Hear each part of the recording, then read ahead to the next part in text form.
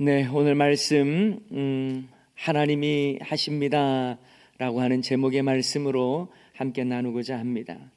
여러분, 지난 시간 우리는 하나님께서 모세에게 세 가지 이적을 보여주셨는데 이 이적을 통해 하나님께서 모세에게 일깨워 주시고자 하는 교훈이 있었다라는 것을 함께 우리가 살펴보았습니다. 하나님은 모세를 애굽에 보내어서 사명을 이루기 전에 이 모세 안에 깊숙이 박혀 있는 이 파라오를 향한 두려움을 직면하게 하셨죠. 그리고 자기의 손에 이 부정함을 보게 하셨고 오직 주의 말씀으로 치료하심을 모세는 경험했습니다. 오직 생명의 근원이신 하나님의 말씀대로 순종할 때에 치유되고 회복되는 역사가 일어난다는 것을 그는 몸소 경험을 했습니다. 여러분, 하나님께서 이 정도까지 보여주셨고 이 정도로 모세를 설득하셨으면 이젠 고집을 좀 꺾고 하나님을 전적으로 신뢰하면서 예, 알겠습니다, 순종하겠습니다, 이렇게 말하면 얼마나 좋겠습니까? 그런데도 모세는 또다시 불순종의 이유를 찾습니다. 그리고 나중에는 감정적으로 나는 못하겠다고 생떼를 부리는 모습을 볼 수가 있죠. 아니, 그냥 마지못해 순종의 흉내라도 내면 좋으련만 모세는 그래도 못하겠다고 떼를 씁니다. 10절 말씀을 보면 이렇게 나와 있습니다. 모세가 여호와께 아뢰되 오 주여, 나는 본래 말을 잘하지 못하는 자니이다. 주께서 주의 종에게 명령하신 후에도 역시 그러하니 나는 입이 뻣뻣하고 혀가 둔한 자니이다. 갑자기 모세는요, 하나님을 향해서 자신의 입이 뻣뻣하고 혀가 둔하다 이런 말을 꺼내고 있어요. 한마디로 능력 부족을 말하고 있는 것입니다. 솔직히 하나님을 향해서 저 가기 싫어요, 못 가겠어요, 그러면 조금 더 솔직할 수 있겠는데 모세는 자신의 능력 부족을 이유로 못하겠다고 변명하는 것입니다. 그런데 여러분, 모세의 이 말이요, 어떤 면에서 보면 사실이고 어떤 면에서 보면 거짓 변명이에요. 자, 왜냐하면 모세는 그래도 바로의 왕궁에서 40여 년간 언어와 수사학을 배웠을 것입니다. 물론 40년 전 일이긴 하지만 이집트 제국의 왕자로서 최고의 학문과 교육을 받았는데요, 그 중에 왕자에게서 가장 중요한 교육과 훈련은 바로 적절한 언어를 사용하고 문장을 꾸미고 대중들 앞에서 말로 표현하는 이 수사학이었을 거예요. 그런데 이런 교육을 철저히 받았을 모세였으니 누구보다도 언변에 탁월했을 가능성이 많습니다. 이런 점에서 자신의 입이 뻣뻣하고 혀가 둔하다라고 하는 모세의 말은 사실이 아닐 수 있습니다. 하지만 또 다른 측면에서 볼 때의 모세의 변명은 충분히 사실처럼 들립니다. 왜냐하면 모세는 바로의 궁정에서 최고의 수사학과 학문을 배웠지만 과거 40년 전 일인 거예요. 그리고 이집트에서 도망 나온 후에 40년 미디안 생활을 하면서 여러분 배웠던 수사학이나 언어 그리고 여러 화술 이런 것들을 발휘할 수 있는 환경이 아니었죠. 미디안 광야에서 낯선 이방인으로 살고 있는 데다가 양을 치는 사람이었으니 무슨 언어적인 표현과 화술이 필요했겠습니까? 그러니 모세가 입이 뻣뻣하고 혀가 둔하다라는 말도 완전히 틀린 말은 아니에요. 말도 계속 해봐야 느는 것 아니겠습니까? 애굽의 언어도 사용한 지 40년이나 지나 잊혀졌을 텐데 미디안에서의 40년의 그 낯선 언어의 환경에서 나그네 인생으로 살았던 이 모세의 입장을 생각해 본다면 입이 뻣뻣해지고 혀가 둔해졌을 수 있습니다. 애굽의 말과 미디안의 지역의 언어가 섞여져서 모세에게는요, 언어의 혼동이 있었을 거예요. 그러니 불순종의 이유를 찾던 모세에게 이것처럼 딱 좋은 변명거리도 없었을 것입니다. 그런데 이러한 모세를 향해서 하나님은 이렇게 말씀하세요. 하나님의 답답함이 느껴지지요. 11절 12절 말씀이에요. 여호와께서 그에게 이르시되 누가 사람의 입을 지었느냐? 누가 말 못하는 자나 못 듣는 자나 눈 밝은 자나 맹인이 되게 하였느냐? 나 여호와가 아니냐? 그리고 12절에 이렇게 말씀합니다. 이제 가라. 내가 내 입과 함께 있어서 할 말을 가르치리라. 하나님께서 모든 인간의 입과 말하는 것과 보는 것, 눈을 주관하셔서 말하게도 하시고 보게도 하시는 분이다 라는 것을 말씀하시면서 말도 잘못하고 혀가 둔한 것도 그 뻣뻣한 것도 둔한 혀도 하나님께서 부드럽게 하시고 민첩하게 하신다라는 거예요. 무슨 말을 할 것인지를 넣어줄 것이다 라고까지 말씀을 하십니다. 그러니 너는 순종하기만 해라 라고 하는 말씀이에요. 여러분, 이렇게까지 하나님이 말씀하시면 이제 못 이기는 척 순종하면 되는 것 아닙니까? 그런데 모세가 마지막 폭탄 발언을 해버립니다. 13절 말씀이에요. 모세가 이르되 오 주여 보낼 만한 자를 보내소서. 여러분, 모세의 이 말은요, 하나님의 입장에서 본다면 정말 불쾌한 말입니다. 하나님의 선택이 잘못됐다는 의미거든요. 하나님, 저는 아닙니다. 저는 주님께서 보낼 만한 자가 아닙니다. 하나님, 저를 잘못 보셨어요. 잘못 선택하신 겁니다. 제발 제대로 된 사람을 좀 선택해 주세요. 이런 의미거든요. 그간 하나님은 모세를 반복적으로 일깨워 주셨고 또 이적도 보여주시면서 하나님은 그를 보내시겠다고 하는데 모세는 전혀 순종하지도 않고 계속 변명만 하고 있는 거예요. 그러자 하나님도 발끈하십니다. 여러분, 이러한 모세를 보면서 어떤 생각이 듭니까? 참 지독하게도 말 안 듣네. 참 하나님이 이렇게 말씀하시면 순종을 좀 하지 무슨 고집이 이렇게 세. 하나님이 그토록 권면하셨고 설득하셨으면 따르면 되지. 왜 이렇게 완악하지? 여러분, 이런 생각이 드십니까? 저 역시 모세가 참 형편없구나라는 생각이 들면서 동시에 불순종 가득한 이 모세의 모습과 그 제 모습이 오버랩이 되는 거예요. 나도 하나님의 말씀 앞에 참 얼마나 불순종한 자인가, 이게 느껴집니다. 여러분, 이런 점에서 우리가 완고한 모세를 안타깝게 볼 일이 아니라 불순종하는 모세의 모습과 너무 닮아 있는 내 자신의 모습을 봐야 하는 거예요. 기도를 멈추지 말라, 기도의 끈을 붙잡으라고 말씀하셔도 여전히 기도하지 않는 우리의 모습 아닙니까? 예배에 목숨을 건 신앙생활을 해야 한다고 말씀하는데도 예배드리는 일과 주일 성수를 우습게 생각하고 있는 모습은 없습니까? 하나님의 말씀을 가까이 해야 한다고, 그래서 말씀을 묵상하고 삶 공부를 통해서 영적으로 성숙해져야 한다고 아무리 강조해도 너나 해라 큐티, 너나 해라 삶 공부, 이런 식의 반응을 보일 때는 없습니까?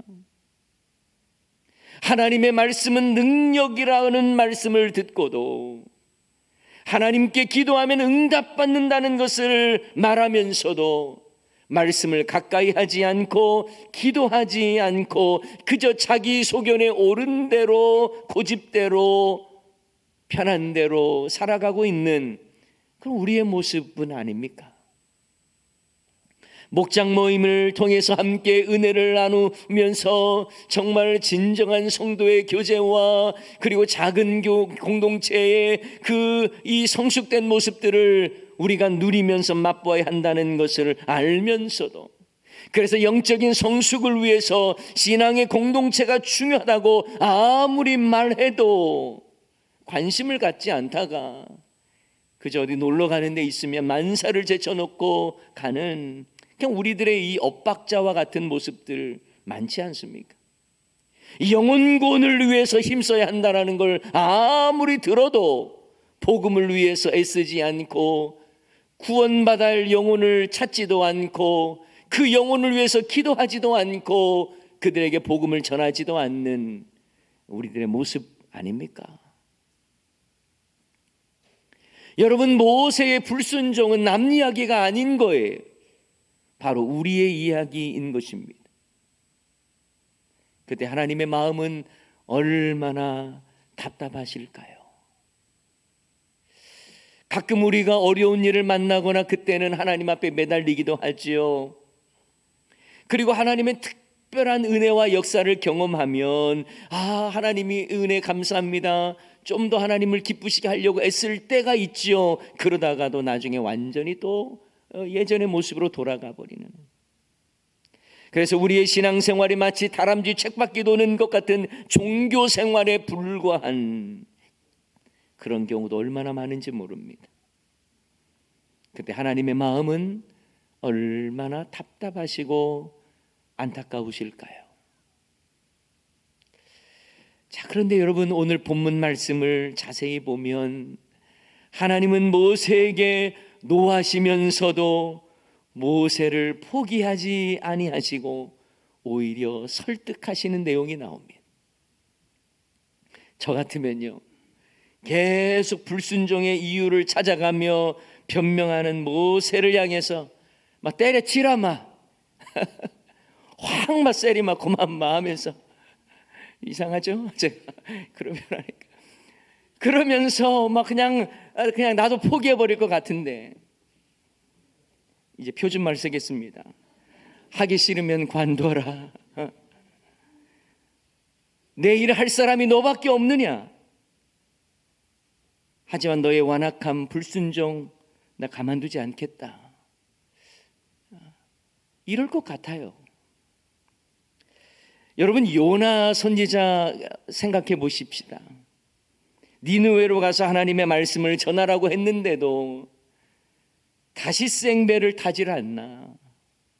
하나님의 얼굴을 피한다면서 배 밑바닥까지 내려가서 잠을 자고 있지를 않나. 큰 풍랑이 자신 때문에 일어난 일이라는 것을 알면서도 회개하기는커녕 오히려 자신을 바다에 던지라고 말하질 않나. 여러분, 이 말은 내가 바다에 던져져 죽으면 죽었지 니느웨로는 못 가겠습니다, 그 말이거든요. 그런데도 하나님은 포기하지 않고 바다에 던져진 요나를, 큰 물고기를 준비시키셔서 니느웨로 인도하시고 끝까지 사명을 감당하게 하시지 않습니까?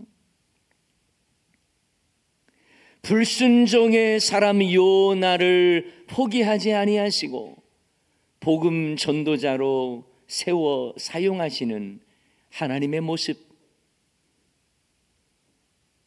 모세를 설득하시고 포기하지 않으시는 하나님의 모습과 동일합니다. 하나님의 말씀 앞에 불순종의 이유를 들어가면서 계속 거절하는 모세를 하나님은 포기하지 않으세요. 모세의 계속된 거절에도 하나님은 화가 나시기도 했지만 그를 포기하지 않고 또 설득하십니다.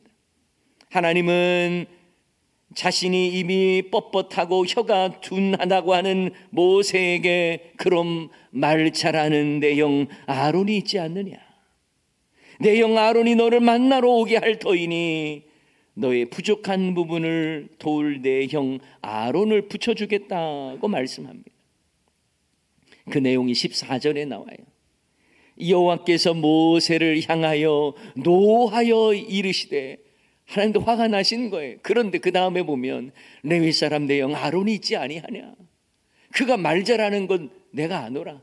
그가 너를 만나러 나오나니 그가 너를 볼 때에 그의 마음에 기쁨이 있을 것이다.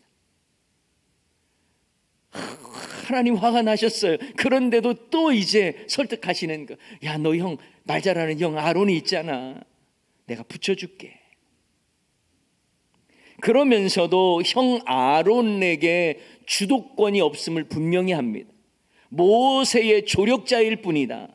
대변인일 뿐이다. 네가 그 일을 주도적으로 해가야 된다는 걸 일깨워 주는 거예요. 그 내용이 오늘 본문 16절에 봅니다. 그가라는 아론을 말하는 거예요. 아론이 너를 대신하여 백성에게 말할 것이니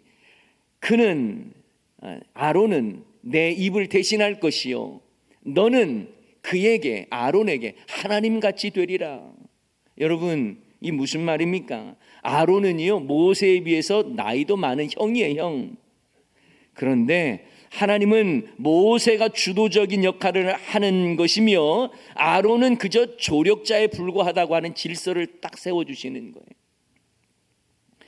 여러분, 저는 이 본문 말씀을 보면서 놀랐습니다. 그리고 이런 생각이 들었어요. 아니, 하나님께서 모세가 반복적으로 거절을 하는 것을 경험하셨으면 모세를 대신해서 아예 처음부터 아론을 좀 세우면 안 되시나? 아론은 말도 잘한다고 하는데, 아론은 이집트 언어도 엄청 잘할 텐데, 왜 아론을 사용하지 않고 모세를, 이렇게 거절하는 모세를 왜 사용하시는가? 모세가 계속 거절하니까 이제 자격미달로 내치시고 출애굽을 아론이 주도하게 하면 안 되나? 이런 생각이 문득 들었어요. 오히려 하나님은 아론을 모세의 형이지만 모세를 하나님같이 섬기는 자로 삼겠다고 말씀하고 있는 거예요. 여기서 저는 하나님의 이 부르심과 선택하심과 사용하심은 우리의 머리로는 다 이해할 수가 없구나라는 생각을 해봅니다. 그러면서 하나님이 부르시고 사용하시고 일을 이루시는 데에는 나이의 문제가 아니고 능력의 문제가 아니구나라는 것을 깨닫습니다. 하나님 나라의 질서도 마찬가지예요. 여러분, 목자보다 목원이 더 능력이 많을 수 있습니다. 목원이 목자에 비해서 더 나이가 많고 목원이 더 성품이 좋을 수도 있습니다. 하지만 하나님이 세우시는 영적 권위는요, 나이에 많고 적음에 있는 게 아니고 능력에 많고 적음에 있지 않아요. 하나님이 세우신 영적 권위는 나이나 신앙의 경륜이나 특별한 능력으로 세워지는 것이 아닙니다. 목사도 마찬가지예요. 목사가 모든 면에서 영성이나 성품이 탁월하고 뛰어나서가 아니에요. 여러모로 부족하지만 하나님의 특별한 부르심의 계획 속에 하나님이 세우신 거예요. 그래서 하나님이 세우신 영적 권위는 존중되어야 맞는 것입니다. 제가 담임 목사로서 가끔 우리 장로님이나 중직자들이 저보다 더 생각이 깊고 성품도 좋다라고 생각되는 분들이 있습니다. 간혹 성도님들 중에도 이분이 신학을 해서 목사님이 되셨으면 저보다 훨씬 목회를 잘할 수 있겠다라는 생각이 들 때도 많습니다. 하지만 하나님의 계획과 특별한 부르심을 우리는 다 이해할 수가 없습니다. 하나님께서 일꾼을 세우시고 사용하시는 방법이 우리의 생각과 판단과는 많이 달라요. 하나님은 오히려 부족한 자를 들어 능력 있게 사용하시고 미련한 자를 택해서 지혜롭게 사용하시기를 원하시는 분이 우리 하나님이십니다. 그래서 고린도전서 1장 27절부터 29절까지 말씀을 보면 이런 말씀이 있어요. 그러나 하나님께서 세상에 미련한 것들을 택하사 지혜 있는 자들을 부끄럽게 하려 하시고 세상에 약한 것을 택하사 강한 것들을 부끄럽게 하려 하시며 하나님께서 세상에 천한 것들과 멸시받는 것들과 없는 것들을 택하사 있는 것들을 폐하려 하시고 이는 아무 육체도 하나님 앞에서 자랑하지 못하게 하려 하심이라. 내가 뭐 잘났다, 내가 좀 부족하다, 이것이 능력이 하나님께는요 큰 문제가 아니라는 거예요. 하나님이 택하셔서 능력 있게, 약한 자라도 능력 있게 사용하시겠다라는 것입니다. 그러니 여러분, 우리가 하나님께 기도할 때에 나를 똑똑한 사람으로 만들어 주세요, 나를 지혜롭고 능력 있는 사람으로 만들어 주세요, 이렇게 기도하기보다 주여 나를 붙들어 주십시오, 나를 사용해 주십시오, 주님의 부르심에 순종하는 마음을 주십시오. 여러분 이렇게 기도해야 될 거예요. 하나님께서 나를 붙들어 사용하시면 그것으로 충분한 거예요. 내가 얼마나 많은 스펙을 가졌고 능력을 가지고 있는가는요 하나님의 능력의 손에 붙들리면 그건 큰 문제가 아니에요.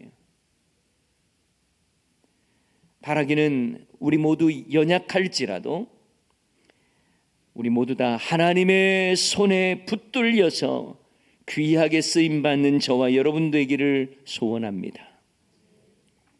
자, 그런데 여러분,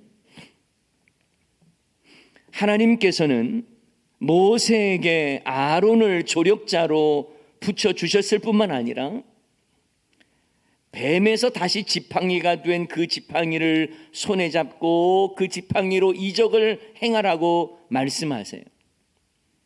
마른 막대기와 같고 낡아빠진 지팡이지만 하나님께서 이적을 그걸 통해서 보여주시겠다라고 말씀하시면서 더 이상 너의 손에 쥐어져 있는 지팡이는 모세의 지팡이가 아니라 하나님의 지팡이라고 말씀해 주고 있습니다. 자, 오늘 20절 말씀을 다 같이 읽습니다. 20절 시작. 모세가 그의 아내와 아들들을 나귀에 태우고 애굽으로 돌아가는데 모세가 하나님의 지팡이를 손에 잡았더라. 아멘. 그전에는 계속 모세의 지팡이라고 이야기했는데 이제 20절, 자 이제 사명을 받아들고 애굽을 향해 나아갈 때에 하나님께서 모세의 지팡이라고 말씀하지 아니하시고 하나님의 지팡이라고 말씀하고 있는 거예요. 분명 모세의 손에 쥐어진 지팡이는 모세의 지팡이 맞습니다. 이제 애굽 땅을 향해 나아가는 그 상황에서 그런데 성경은 모세의 지팡이를 하나님의 지팡이라고 말씀하고 있다는 거예요. 여러분, 모세의 지팡이가 하나님의 지팡이가 되는 이유는 무엇입니까? 이유가 무엇입니까? 갑자기 이 나무 막대기가 황금 막대기로 바뀌었습니까? 아니에요. 그 이유는 간단합니다. 바로 하나님이 함께 하시기 때문에 그렇습니다. 마른 막대기와 같고 그 보잘것없는 지팡이를 가지고 애굽을 향해 나아가는 모세는 이제 금호를 쥐고 있는 바로 왕과 이제 하나님의 지팡이로 한판 승부를 벌여야 할 것입니다. 하지만 두려워하지 않을 이유는 하나님이 함께 하심으로 그가 쥔 지팡이가 하나님의 지팡이가 되었기 때문에 그렇습니다. 하나님이 함께 하신다는 거예요. 여러분, 우리가 하나님께 사명을 받았을 때에 우리가 뭐 대단해서 우리가 쥐고 있는 뭔가가 아주 특별해서 하나님으로부터 쓰임 받는다고 생각하면 착각입니다. 다만 하나님의 은혜로 능력 없고 연약한 우리를 붙드셔서 놀라운 주의 일로 우리가 주의 일을 이루는 데 쓰임을 받는 거예요. 마른 막대기 같은 연약한 우리를 포기하지 아니하시고 붙드셔서 위대한 주의 사역자로 하나님이 사용하신다라는 것입니다. 내 힘의 능력이 아니에요. 내가 쥐고 있는 그 나무 지팡이의 능력이 아니에요.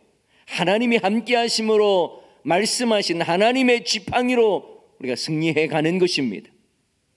우리도 세상을 향해 나아갈 때에 하나님은 연약하고 부족한 우리를 사용하시기를 원합니다.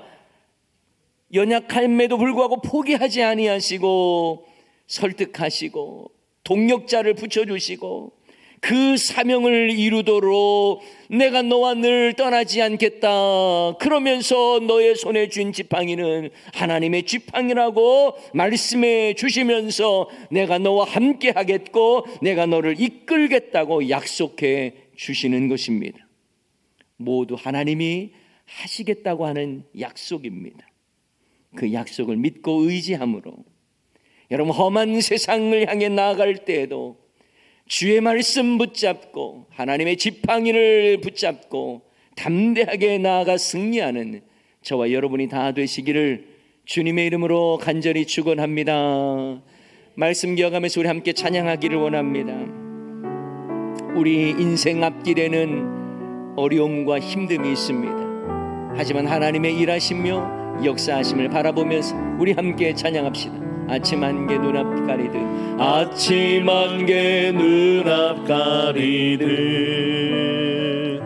나의 약한 믿음을 실사일 때 부드럽게 다가온 주의 음성 아무것도 염려하지 마라 빗줄기에 바위 베이듯 나의 작은 소망 사라져갈 때 고요하게 들리는 주의 음성 내가 너를 사랑하노라 외로움과 방황 속에서 주님 앞에 나아갈 때에 위로하시는 주님 나를 도우사 상한 나의 마음 감싸 주시네 십자가의 보혈로서 십자가의 보혈로서 주의 크신 사랑 알게 하셨네 주님께 감사하리라 언제나 주님께 감사해 다시 한번 찬양합시다. 아침 안개 아침 안개 눈앞 가리듯 나의 약한 믿음 의심 쌓일 때 부드럽게 다가온 주의 음성 아무것도 염려하지 마라 빗줄기에 바위 베이듯 나의 작은 소망 사라져갈 때 고요하게 들리는 주의 음성 내가 너를 사랑하노라 외로움과 방황 속에서 주님 앞에 나아갈 때에 위로하시는 주님 나를 도우사 상한 나의 마음 감싸 주시네 십자가의 보혈로서